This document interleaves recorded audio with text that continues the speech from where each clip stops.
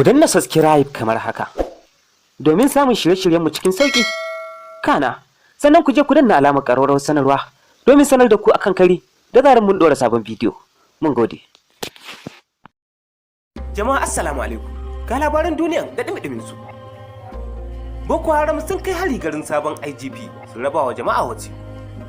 A yammacin Juma'a ne mayakan ta'addanci na Boko Haram suka kutsa garin sabon IGP Usman Alkali Baba.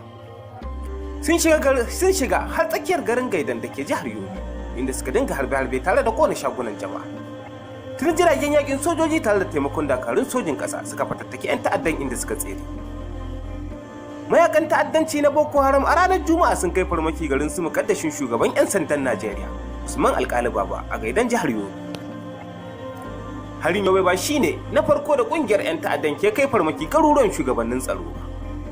Sun taba kai sama mai ƙauyukan tsohon shugaban sojin sama marigayi Alas Bade da tsohon shugaban sojin ƙasa Tukur Buratai a jihohin Adamawa da Borno yayin da suke aiki.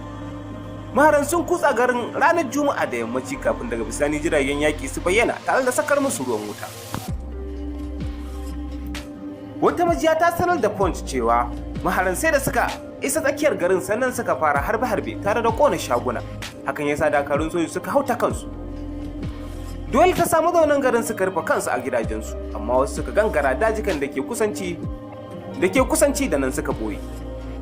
Kakakin rundunar 'yan sandan jihar ASP Abdulkarim Dungus ya tabbatar da aukuwar harin. Wani labari na daban, jami'an hukumar yaƙi da miyagun ƙwayoyi da fasakaurinsu NDLEA ta kama wani matashi mai suna Chibuke Akules akan zarginsa da zama gawurtaccen mai siyar da miyagun ƙwayoyi da ta daɗe tana nema a jihar Abia.